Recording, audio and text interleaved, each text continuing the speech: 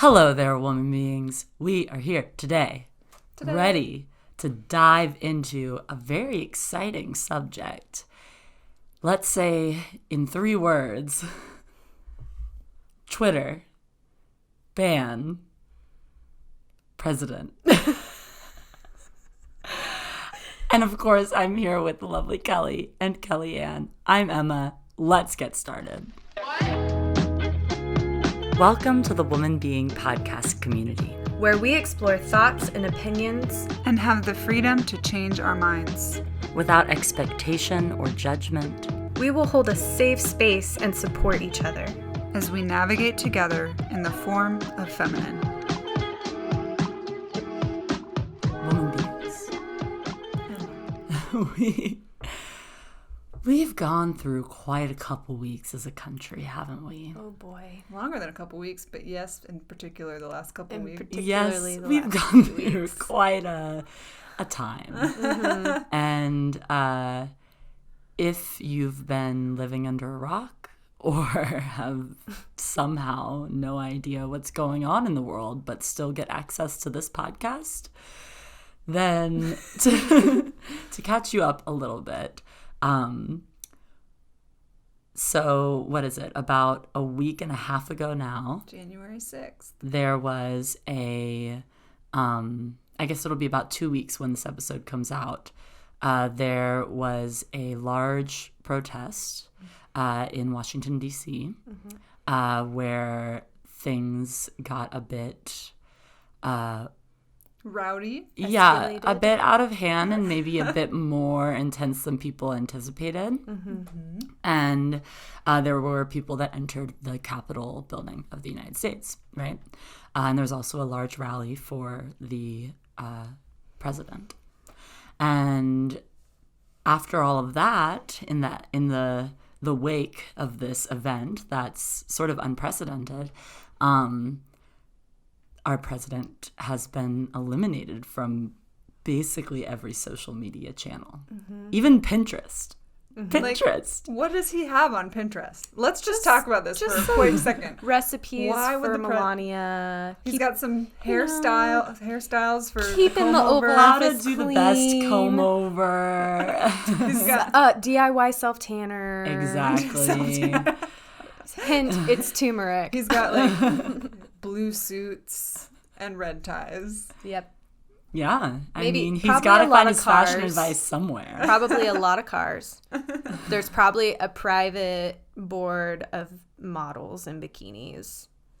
There's probably a Pinterest board about winning. Just it says, living don't my best worry, life. Donald, you're a winner. You're a winner. Because whenever you doubt it, just come back here and remember. Remember, you will always win. Yeah, but he's been banned now, which is just tragic. Total tragedy. Yeah. From Twitter. It's interesting. And I mean, we don't claim to be a politics podcast. I mean, everything that you do is political, no matter what. What you buy is political, the way you act is political, what you say is political. Everything has some sort of political implication and is a reflection of your politics, but that's not usually our main focus here. And it's not really our main focus today. So the reason we bring all this up is we want to talk about the implications of somebody like the President of the United States being banned from social media, from the big main social media platforms, especially a president like this one who has used Twitter as a way to convey political changes happening in the country, as a way to fire people, as a way to hire people, as a way to implement policies.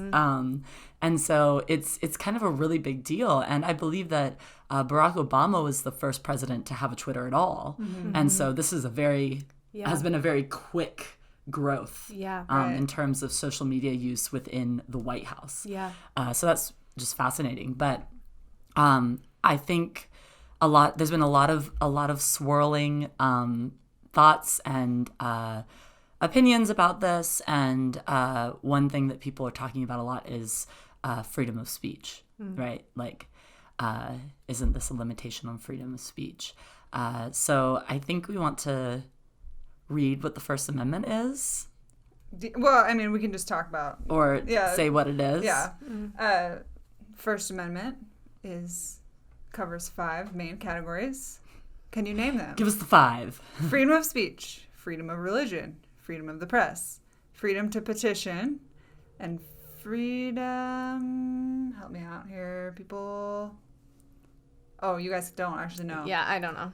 Sorry. Speech, religion, press, petition, assembly. So... That sounds right. And Sure. Journalism major over here. So those 5 main things are protected under the First Amendment as our fundamental rights as American citizens. Freedom of speech is the category that gets talked about the most in this particular conversation. However, all 5 of them are very much linked. But freedom of speech covers all speech except certain types, which I've pulled up, the very helpful Wikipedia article, because there are exceptions to that. You can't actually just say anything you want. You cannot, or the restricted types of speech are obscenity, fraud, child pornography, yes, speech integral to illegal conduct, speech that incites imminent lawless action, speech that violates intellectual property law, true threats, and commercial speech such as advertising. So, that being said, what is being argued right now is that the president incited violence in his speech, I think at this rally and through Twitter. Therefore, they are justifying the ban of his use of said platforms. So, yeah. So, to just get a baseline on top of our baseline that we've just said. Totally. As we've laid this foundation, these are the things. This is what has happened. This is what the Constitution of the United States says. What are you guys thinking, Kelly and Kellyanne? Oh boy.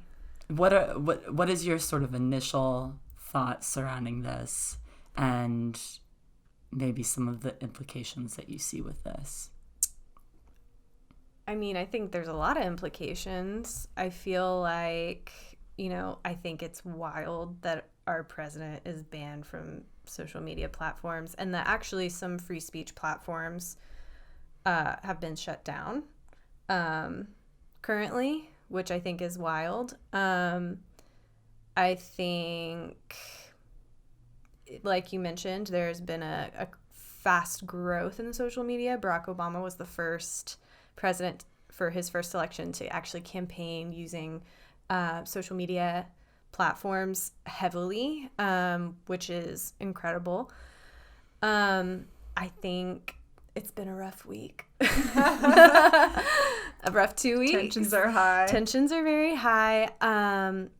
However, I think it's a little bit scary because now, like, how the great thing about Trump, I don't think there are many great things, but one great thing is you always know exactly what he's thinking. And now, without having that direct access, everyone I feel like is going to be a little in the dark, and there's no way to actually fact check. When you put something up on Twitter, it's whether you delete it or not, someone screenshotted it, it lives somewhere. You can fact check things, but now I think it's a little nerve-wracking to know, like, no one can fact check things from him now. So I think that's interesting. I personally did not watch the speech intentionally, so I can't give my personal opinion if he incited violence or not. I don't think the president should be held accountable for other people's violence. I think those people need to be held accountable for their own actions, and the law should absolutely be executed in these situations. And from what I can tell, like, there have been several people arrested for certain things. I do think this is a little politically charged. Just a little. I think it's politically charged. Yeah. I mean, those platforms definitely lean a different way than what our president has been leaning. And I think it's a little nerve-wracking to see places that are common for exchanging thoughts and ideas to be like, these aren't in alignment with community guidelines, but really it's like, we don't want to deal with you anymore, I feel like. So, but also, I'm not an expert. Those are just my thoughts and opinions from far away from the situation. Yeah, I definitely agree. Like, just want to put a disclaimer out there that, like, I am not a political expert nor a news enthusiast, like, nor am I 1,000% up to date on everything that has been said or done. So I am expressing my thoughts with, limited knowledge, just like all of us as humans do. So take everything you hear with a grain of salt and, do your own research, please, as will I. So this is an interesting problem for me, I guess, that we've come up against, in which we have this tension between, as a, non-government entity, Twitter, Facebook, Google, etc., they have a right to distribute whatever they want. Like, there's no laws governing them to, abide by the First Amendment. Like, I think, from my understanding, I think legally they're allowed to do this. They're allowed to cut out the President of the United States. So, but on the other side of that, just because it's legal, there are implications with that. Meaning, like, if you can just delete the president from social media, like, who else can you delete? And let's say, whether he incited violence or not, which, I mean, in my honest opinion, I think it's not clear. I think there definitely ought to be an investigation and a determination on some sort of legal level, really, for us to decide that. But, like, in terms of, like, whether just a private entity can make their own decision about that, I don't know how I feel. Yeah. So they have the right, but, like, is it right? Like, there's a lot of problematic things that could come from that, and I think we've seen sort of a build up to that with, like, censoring of certain COVID misinformation and cutting people out of YouTube and, deleting posts from certain senators and other politicians. So there are, like, this has sort of been happening already, and it just felt like that was the final, like, kick in the butt or whatever. I will also say, part of me when it happened was like, yeah, because I'm not a super fan of our president and the way that he has utilized the Twitter platform. However, what if Google can just one day decide that they don't like a book and they can literally delete it from existence? What if they can just, like, make it vanish and that you can't find it anymore?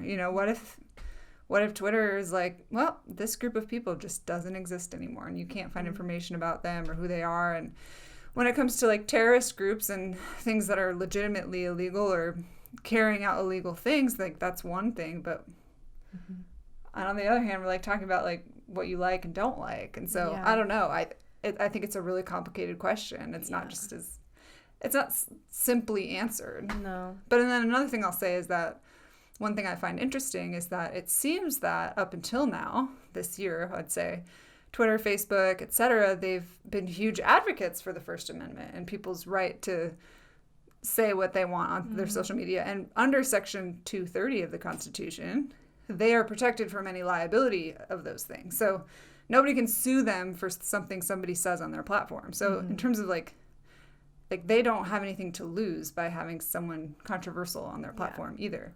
So, in fact, they have more to gain. Exactly. Yeah, they do. They have a lot to gain. So it's like, to me, it's like, it feels like they're speaking out of both sides of their mouth. Because it's like, you say you value free speech and truth and, things, but then it also feels like you're deciding what that is. And that feels questionable. So it kind of feels like the beginning of every apocalyptic movie ever. Yeah. I mean, hasn't the entire past, 2 years felt like that? Honestly, yes. Yeah. I mean, it's interesting. There's so many different things, and I think it's interesting that you guys bring up that like this is a political thing, because one thing that I keep thinking about is that these social media companies are not one single voice. No. Like, they are companies with hundreds and hundreds of employees that have opinions and voices, and they have boards of people with different opinions and voices, and CEOs and all of those different things. And actually the people who created these platforms, like the Mark Zuckerbergs, are actually very conservative fiscally, because that benefits them, because they are benefiters of extreme capitalism and greed, right? So they are. And so like that's interesting that like there's that side. And actually I think part of the reason why Twitter specifically has come to this conclusion of now banning the president is because there's been so much push from their employees. There's been a lot of Twitter employees who have stepped up and been like, I am not comfortable with our platform allowing for this to continue, you know? And I think that there's a lot of things that the president has said on Twitter that could be argued as inciting violence just as much as what he tweeted that was the final straw or whatever.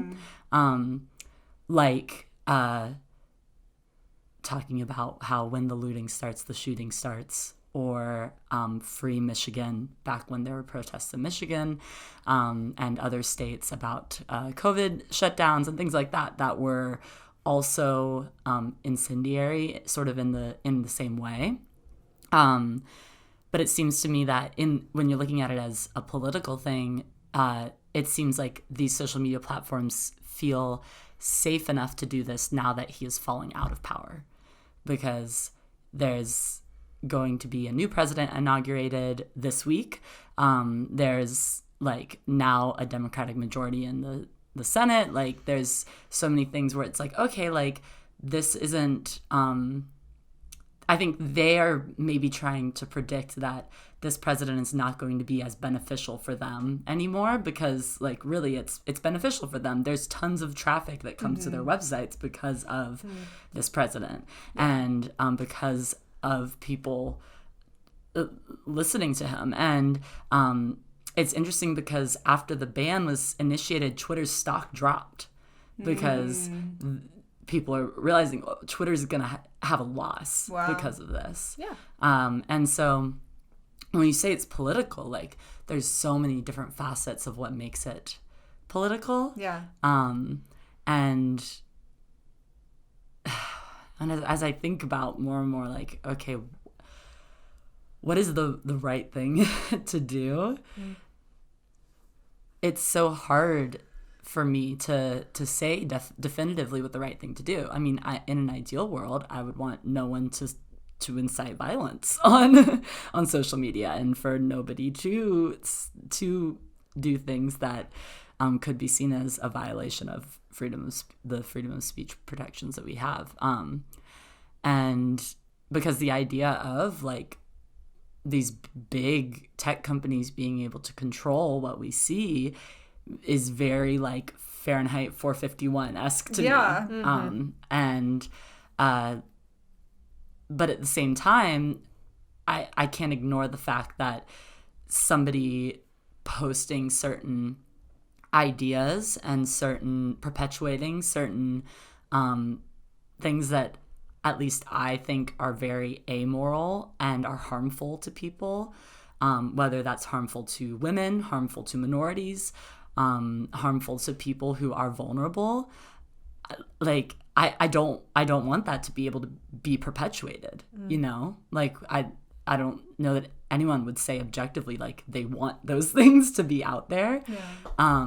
And so it's very difficult because it's not just someone who's saying things that are hurtful or hateful, but it's someone with so much power saying those things, and therefore has such a large audience saying those things. Which I think is like concerning on a different level, is what I would argue. Yeah. Is that the president can say all this stuff, and the fact that the president does say all this stuff, to me, is a symptom of A, the population that voted him in, and B, like what our country has become comfortable with hearing from that sort of platform. So, but in terms of like social media and large tech companies' role in determining that, that's what's concerning for me. It's like, it's not that I wouldn't agree that, yes, I don't want to see hate and oppression and, you know, prejudice in this world, because I would agree with you. Like, I don't want that. But I also don't want Mark Zuckerberg, you know, being the one to determine the criteria of what that is. And so that's kind of like what I'm holding in tension. And I don't know. But so here's the thing that's interesting.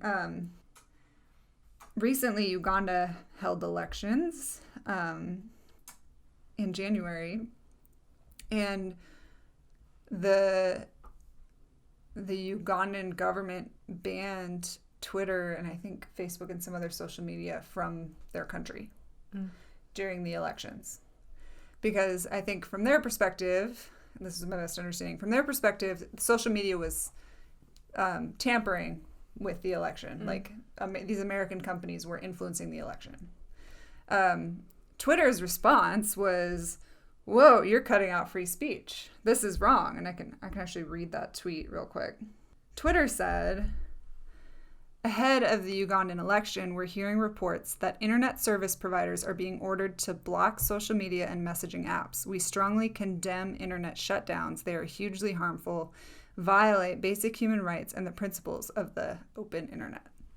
And so that to me feels like, yes, that is what Twitter stands for. That is what Facebook has stood for the longest time. It's like there were a lot of questionable things during some of the rioting this summer that people were like, that was incitement. Twitter didn't take it down. They said, we're going to support the free speech of the people, you know? And so now it's like, oh, you just deleted the president. And then other social media apps, I heard Parler is kind of like this alternative social media to Facebook, Twitter, etc. Usually with a more conservative bent. And Google and Amazon and Apple removed the app from their distribution. And so now we're in a situation where any average person who only goes to Google, because honestly, let's just be honest, like 80 to 90% of humans in our world find stuff on Google. We don't go to other search platforms. There are other ones in existence. They're not as good, but like that's where we go. And so if someone can't find it on these major platforms, like how are they going to find an app that has an alternative message and viewpoint? Totally.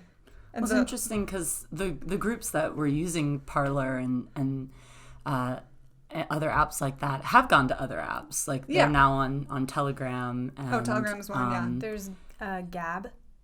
I haven't heard about that one. Gab.com. There's another one I was trying to think of. But they've gone on these other apps and have had success on there. It's interesting because there's a lot to unpack within even that you're saying there, because on the one hand, Twitter is saying that they are in opposition to the Ugandan government not allowing freedom of speech, right, during their election. But they're saying that what Trump is saying is not under protection of freedom of speech. So if it seems like that is two different things there. Sure. But at the same time, there have been people like one of the leaders in Iran, I believe his name is, I have it written down, but I don't know if I really know how to say it, Ayatollah. He has tweeted things to the tune of wanting to eliminate Israel and has not had those tweets taken down. people have also been pointing out things like, well, you allow for the Chinese Communist Party to have a Twitter, even though they have internment camps and there's tons of human rights violations that go on. But they're not necessarily tweeting about those. Sure. So I think there's a little bit of nuance in that. I also hesitate to condemn an act that I might agree with just because there's inconsistency. Like, just because Twitter hasn't done it right the entire time, like, just because they have not tried to implement these First Amendment sort of like trying to purge their platform of things that violate the First Amendment, of things that are like hate speech and that are inciting violence. To me, that doesn't mean that they can't do it now. You know, like that would be like saying if somebody stole something and then like the shopkeeper or whatever like didn't stop them from stealing it, and someone steals something again and they stop them, then it's like, yes, you were inconsistent, but it was still stopping something that was wrong, you know? Totally. And there's no necessity for anybody to be consistent. We're all like growing and learning humans, but I'm just pointing out that like if free speech and the First Amendment is Twitter's priority, then I don't see the way that they've treated this situation being consistent with that. Mm-hmm. Like, I don't understand the thought process. If it is incitement of violence, like, who determines that? Yeah. Does Twitter get to determine that? Because I'm not under that constitution, is what I'm saying, you know? Mm-hmm. I mean, it's also like our free choice whether we want to use those platforms at all, right? I mean, even when you think about presidents, like presidents have gotten their information out just fine without social media for the past entire history of our nation until Barack Obama, right? And there's news platforms that they can use. They have an entire press docket ready to put out anything that the president says, right? Like the press is available to them. The White House website is available to them. Like they can stream on news networks at pretty much any time, probably. So like there's a lot of ways for them to still communicate, and they have communicated for however long our nation has been around. If you think about that, like there's no reason that the president needs to use social media at all, right? I think it shows, though, the climate that we're in as a nation. It might not be what the president needs, but it's what the American people use. And so I think it's showing us how reliant we've become on social media for our news. And so it's kind of like, how do you separate the two? It's like, to me, it's like, yes, there are other forms of communication, but if like back in 1940, the printing press just stopped printing anything about the president, that would have been a huge problem. Mm-hmm. You know, like if all newspapers were just like, nope, we're not publishing anything from this person anymore. Yes, are there still forms of other communication? But like, what other forms would there have been back then? Radio. Yeah, there's radio. I mean, there's television at that point, right? I don't know. This is just a rough example. But you can stand out in the public square and speak, you know, like, so theoretically, you know, magazines, I don't know, theoretically, yes, there are other forms of communication, but we also have to consider the fact that social media right now is the main form of communication for a large percentage of Americans when it comes to receiving news, communicating with friends and family, like knowing what's going on in the world in general. And so like, yeah. You, like theoretically, well, you don't need it. There's other sites, but like, it's like the same thing as being like, well, you're blocked from Google, and it's like, you can use other sites. Yes, sure, I can use other sites, but like, let's be realistic. Like, everybody uses Google. Mm-hmm. And so I think I see like, because of that, Google is responsible for like an insane amount of our communication and information and like archival of information. And so, like, the idea that, like, what if a CEO could just be like, nope, that doesn't jive with us, and it's gone. Like that. Yeah. When it comes to things like this, it does feel like they're definitely taking a stand. And, yeah, they knew their stocks were going to plummet. Like, that's a given. And it's not necessarily beneficial because the president, whether they're an ex-president or a current president, I mean, Barack Obama still has a huge following, and bigger than Trump's. He will continue to have a huge following for the rest of his life, and the same with Trump. And so I think it's not necessarily about benefit or not. Yeah. Well, yeah.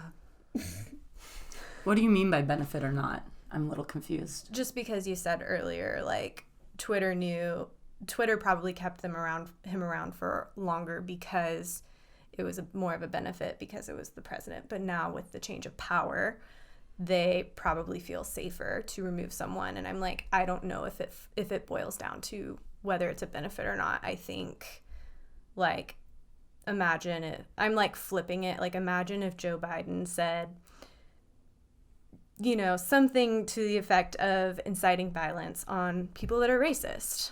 Like, would he be banned, and would there be outrage? Like, yeah. I don't know. Well, and I think, like, this all points to, like, the reason we have the First Amendment. I don't think hate speech is covered under the First Amendment. You can say a lot of vile things under the First Amendment. And that sucks. But the reason that I personally believe so strongly in our freedom of speech, to as much as we can allow it to remain free, is because that, like, moral decision making, if we were to start deciding what can and can't be said, is really hard to trust in the hands of a government entity for me. I don't like the idea that someone could argue that talking about Jesus is hateful towards people groups that have been colonized. It probably can be very triggering and harmful to hear about Jesus if you've been in a people group like that, and I totally understand that. But as a believer, like, that would be extremely problematic for me as a citizen to like remain here in the United States and to, like, not be oppressed and prejudiced, etc. And so because I firmly believe in being able to say those things without, you know, repercussion, I also strongly believe that people are allowed to say things that I don't agree with, that are offensive to me and that trigger me and that are harmful to other people. And so that's where, like, I want to see that open platform. I don't want to see hate and anger and polarization, like, be king in our culture, but it's like that foundational belief for me that, like, if we censor one person, we can censor everybody. That is the reason that I like, and the idea that, like, okay, yeah, the government's not censoring Trump right now, but, like, just some rich media tech company that happens to control, you know, a large percentage of our communication market. That's a problem. Yeah. I mean, it's interesting you said that you don't want the government to be controlling what's free speech and what's not. Yeah, like, but they do, right? Because it's in the Constitution. Well, what I mean is, free speech as is, I strongly believe in. If the government were to say, nope, we don't have the First Amendment anymore, these are the things that you can say, these are the things you cannot. Like, I don't want the government determining that, is what I'm saying. I don't want media tech companies determining that. I understand that there's, like, a question of legality when it comes to the incitement of violence on Mr. Trump's part at the end of his social media reign. However, like, do we just cut him out completely? I don't know. Like, can you just delete the post? I don't know. I mean, it's interesting because, like, these social media companies have had a lot of pressure to take down things from the president, from groups like the Proud Boys or QAnon or the various different groups that have been associated with the president. for a long time now, for quite a while. There's been a lot of pressure around that, and it's my understanding that those companies have been doing a lot of investigation around that, because there is that big question of like, what is the moral thing to do, and like what's the best thing to do? How do you determine the last straw? How do you determine how long you as a company can feel comfortable with something being on your platform?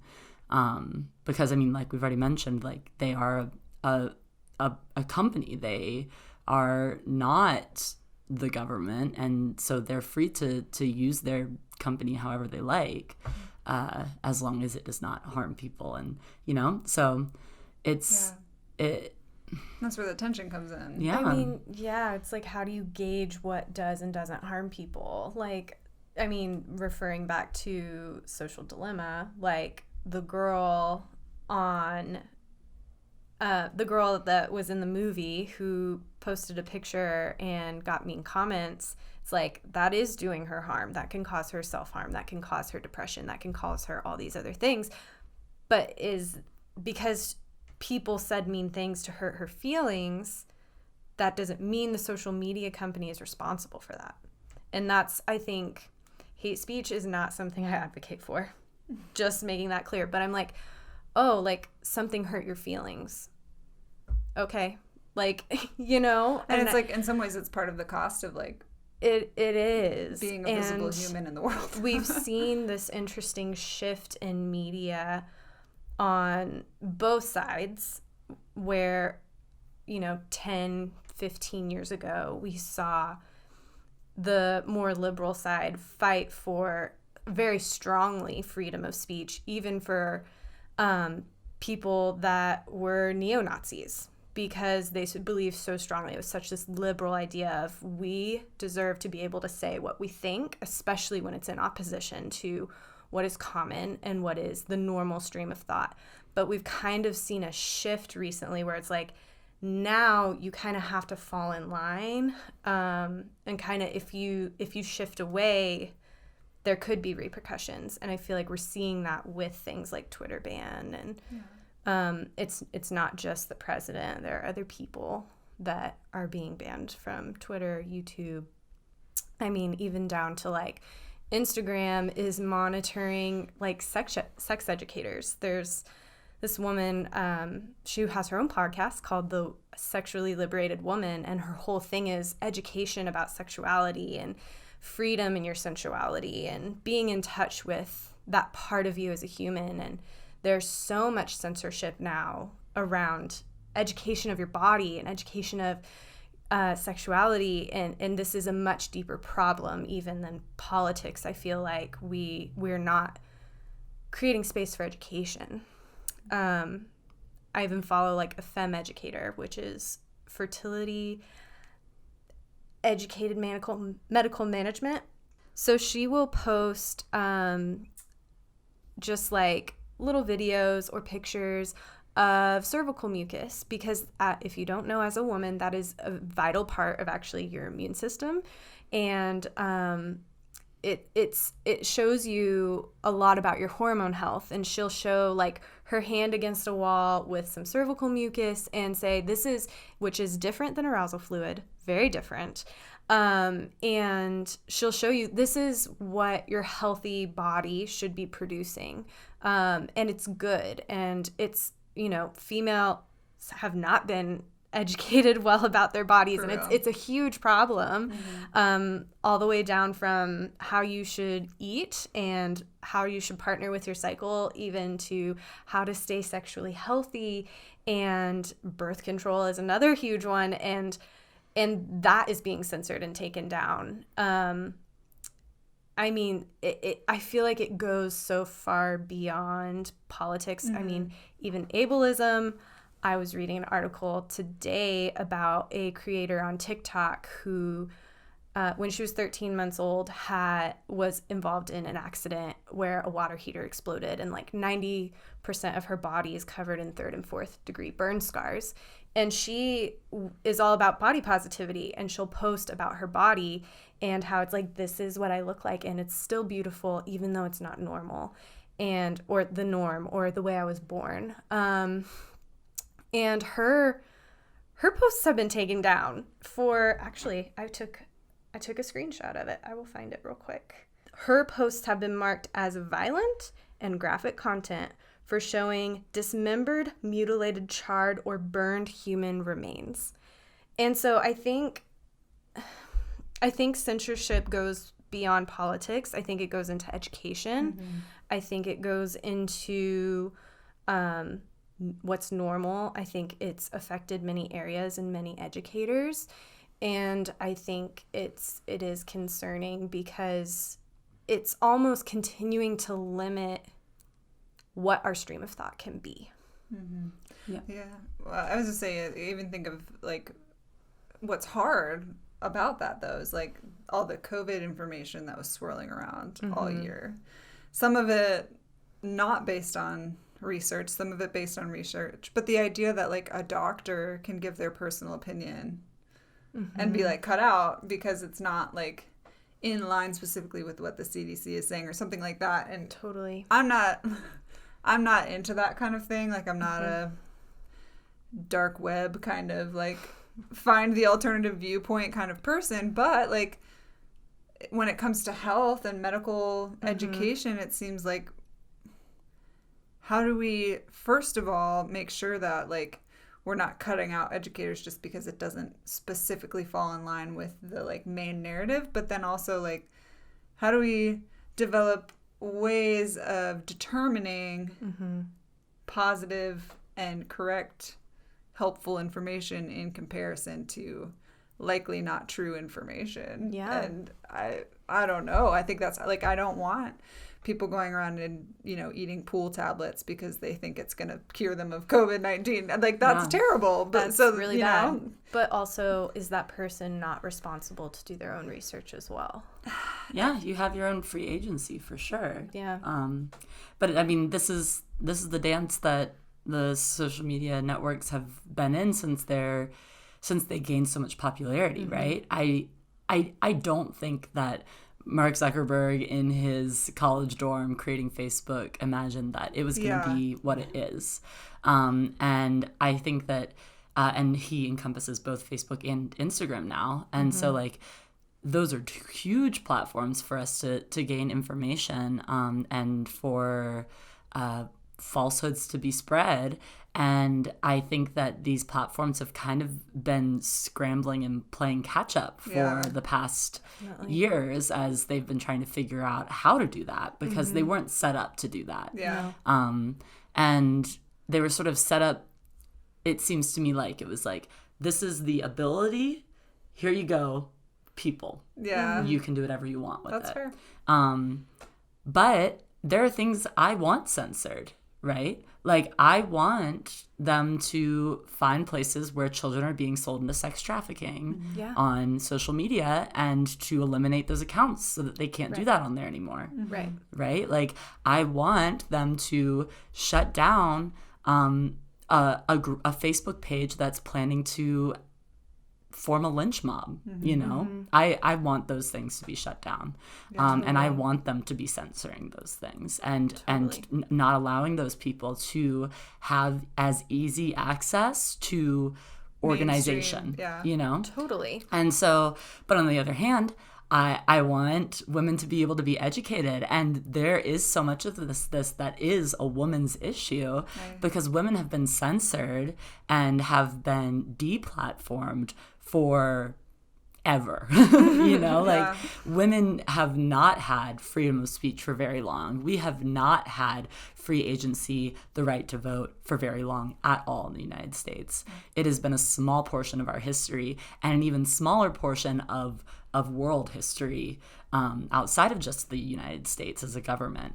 And so like, I want women to be able to have access to these really, really valuable things. I want people to be more accepting of someone who looks different from them because they have some sort of difference in their body because of an accident, because they've seen those images, because they've seen a woman with burn marks and scars and don't see that as as bizarre or scary or whatever, but see her as a woman. Yeah.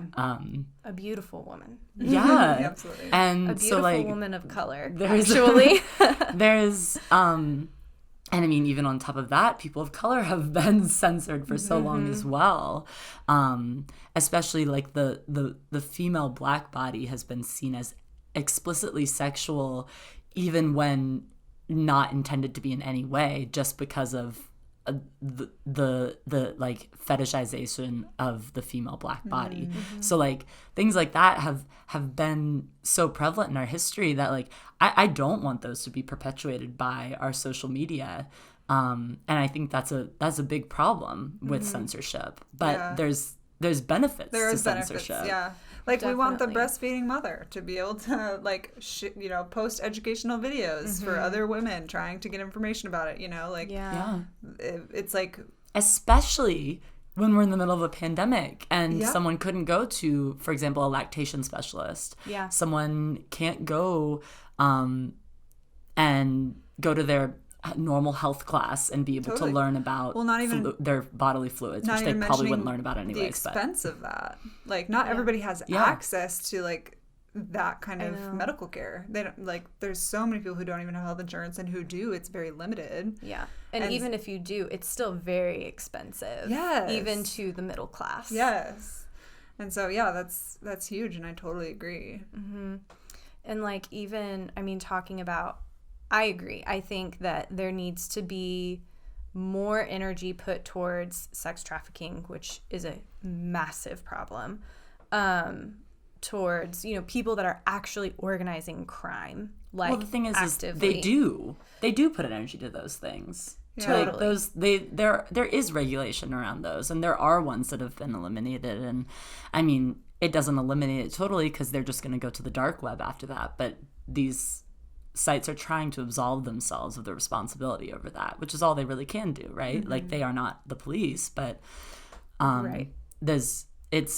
so like that is one thing I want them to continue to do, you know? Right. But to me, that's not a censorship issue. That is a law issue. And the authorities need to be deeply involved with that process, which I'm sure they are. But like, to me, that needs to be like there needs to be which there probably is, a section of the FBI just on like organized internet crime. And like, I'm sure there is. Honestly. yeah, there probably absolutely is. But I'm like, to me, that's almost like a different category. Well, but it isn't, because technically the incitement of violence is criminal activity. Yeah. It is, I don't know, like who determines that? Who decides, yes, the president incited violence, or no, he doesn't? Is there going to be a trial? Or is there going to be legal action? Well, to there me, is a that's trial. There's an the most. Is impeachment he trial. innocent? That's the but rule in of terms law of like, going into effect with that. but what's the repercussions of that? He's removed from office. Which he's already Yeah. gone. There's not a criminal trial. Yeah, Right? that's what I feel like. And There then, probably will be after, but there's not yet. Yeah. And so in the meantime, there can't be. What? There can't be. You can't try a president under a criminal trial while they're in office. So that's why there's impeachment. Right, but the point that I'm just trying to make is that if we truly believe innocent until proven guilty, like, it seems very premature. I think, like, if there was a specific post that, like, upset people, you can remove that post. But to completely, like, say this very prominent political figure that, like, is the leader of our nation can't communicate to the American people, like, I don't know, that doesn't sit well with me. But then on the other hand, I also want to point out something that you said about these social media companies trying to just do the best that they can. I think that the assumption sometimes is that some evil social media censor person like comes up with these ideas of things they don't like, and then they write code to censor all of it.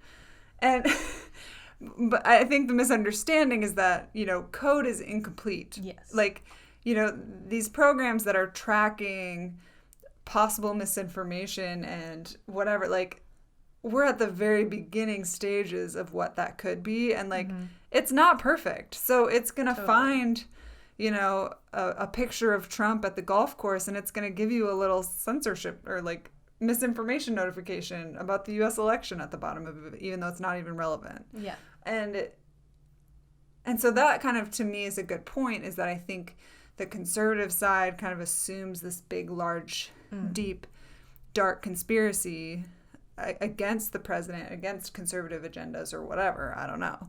But it's like, in reality, you have to recognize that these are like people. Yeah. They don't have 10,000. Sorry, I'm sneezing.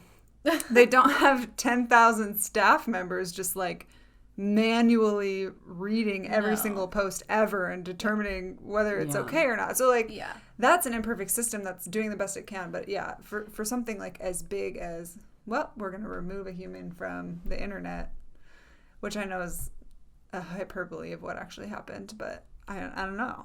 Yeah. I mean, here's a few thoughts about that. So like, when this happened, right, the president was locked out of his Twitter for 12 hours.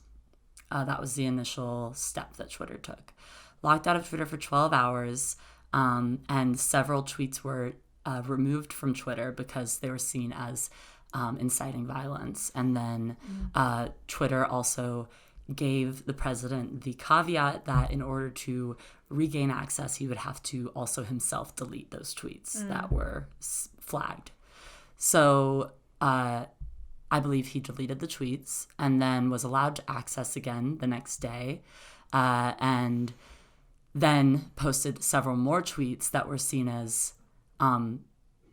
essentially still inciting the same violence. And according to information that Twitter had gained around like the messages that different very alt-right conservative groups have been touting, the way that they have seen the president as communicating with them, that those were sort of signals to those groups. So then Twitter said, never mind, banned. Yeah. Right? So they gave him a little bit of a chance there. But at the same time, I think about, for example, if somebody gets arrested, right? They're innocent until proven guilty, but they still have to sit in a jail cell, right? Like they still have a repercussion, and they are awaiting trial, but that doesn't mean that you just let them like roam the streets and do whatever. Depends. I mean, it does depend. There's things like bail and different nuances with that. It's not a perfect analogy, but I think about that. We already have things in our justice system that are similar to what I'm seeing now, in that like there's been indications that these social media companies have had ongoing investigations happening already. They have now shut him down, and I don't know if they intend to use the incoming impeachment trial as a way of determining if he was in fact inciting violence, because I believe that those tweets, along with his rally speech, are part of the charges within the impeachment trial, or what exactly their plan is with all of that, and whether this is an absolute indefinite forever ban. I think they could always unban him if they determined that was the best course of action. But I think that to me, it doesn't seem that far off from the way that we already use our justice system, you know? Yeah.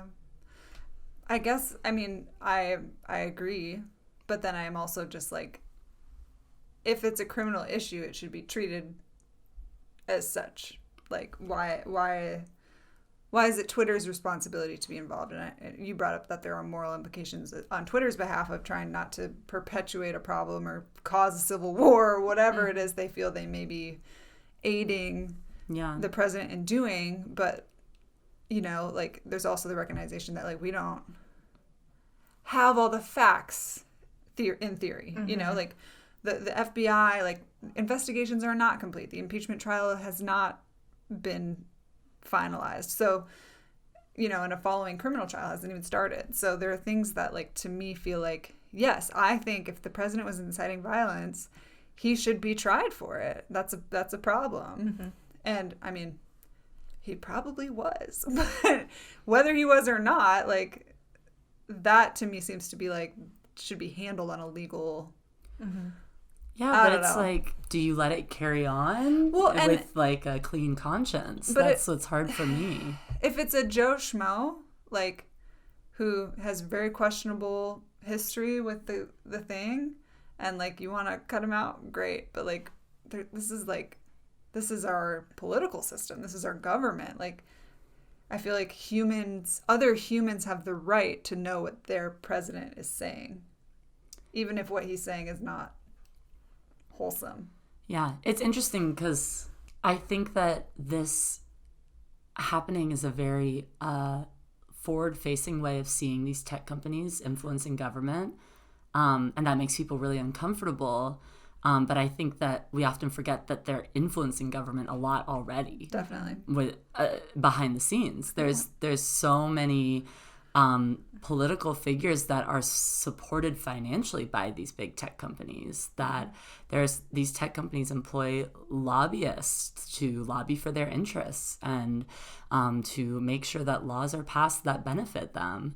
And there's so much influence that they have. I think that it's hard for us to digest seeing such blatant influence. Totally. That's a great point. And I mean, I'm just throwing that out there because it's happening. It is. Yeah, it is. It's happening, and it is harder to look at, but I think we also need to recognize that this stuff has already been happening, just like with so many other huge corporations that do influence our government and the way that it works and the laws that get passed and who gets elected. And I feel like I'm sounding like a conspiracy theorist now, but oh well. And so I think that one thing that I would love to see from this as people are upset about this, as people are grappling with what the right thing to do is to see people seeking to be more informed about all the ways that their government's being influenced. If this makes them uncomfortable, then they should look into all these other things that would probably also make them uncomfortable. And we can then use that information in our vote, in the way we advocate, in the way we protest, in the way that we speak up, in the way that we use these platforms. And I think that's really important because I think that things like access to feminine education, access to diverse voices, those are also things that we won't get unless we speak up about them, that we will not get unless we use our vote and our voice. And so if this upsets you, then we need to do something about it. And not just sit and point fingers at these social media companies and go, oh, look, you're so bad. But say, okay, like how can we then turn?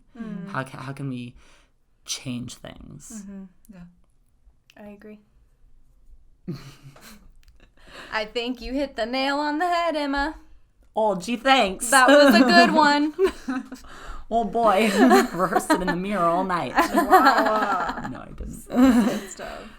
Okay. Oh boy. This is a lot of things. It's been a journey. I feel like I know nothing. I mean, well, that's same. the thing. I think that one of the things that I love about the Women Beings, about the community that we're trying to build is that we are a space for open conversation, and that we are a space for spreading the female voice, and amplifying the female voice, but also for opening up space for all voices. And we want exchange of ideas. We want the freedom to put our foot in our mouths, and and that's something that we really value. And obviously we like social media because that's how we do this. Just like we talked about in our episode reviewing The Social Dilemma, which if you haven't watched that episode, then you should give it a watch. It's a good one. But we have this very interesting, it's a love-hate relationship with social media in a way, and it's hard to grapple with how to navigate these companies when you know all these things about them, but also they feel very essential. Yeah. To the way that we live our lives now, and somehow we've become very dependent upon them, which is a little bit scary. But I guess I just want to know if you guys, the women beings, have any final thoughts as we are wrapping up this conversation, as we're closing this out. How are you guys? Just taking a deep breath in. No, but it's good, and I agree. Like, our heart is to explore everything, and at the end of the day, I don't have to explain anything, even though we try and navigate the gray as best as we can. I think now is a great time to look out for others, to be kind, to, like you said, be informed, be educated, especially with the ways our government is influenced within tech companies, within the commerce space, within, data, with other countries. But also, just be kind to each other, be kind to yourself, take a deep breath. It's going to be okay. Hopefully. We don't know. We Who don't knows? know. Everyone's like, oh, thank God, 2020's over. I'm like, and here's 2021, the big sister. 2021 is like, here you go. It's like December 60th of 2020 is what I'm calling it. It's just December 60th. Yeah. So, I don't know. I think also now's a great time to do your own research, to dig into, if you want to check out some uncensored social media platforms, there are some interesting ones. You can also, do research, read a book, and also unplug once in a while, because this has been a heavy one. And we are all whether consciously or unconsciously, carrying the weight of the past several years. And just remember, you're a human. You need space. You need to breathe. Yeah, that's good. I just appreciate you guys and our great conversations and the great points that both of you bring up. Aww. And I love just being able to, verbally vomit in front of our wonderful listeners who happen to find it interesting. And hopefully, if you guys have any, thoughts or opinions or articles that we should read or things like that, throw them our way. Absolutely. Happy. On either side of the aisle. I threw out some ideas, but I'm still happy to learn more, and definitely know that my knowledge is limited in a lot of ways. So I don't know. I appreciate you guys, and I appreciate you guys. Yeah. Well, if you haven't deleted all of your social media, which hopefully you may, well, I don't know. Either way, make your own decision, but we would love if you'd follow us. We're on Instagram at Woman Being Podcast. We also have a website, so you can go to our handy dandy website if you don't want to be on a social media platform.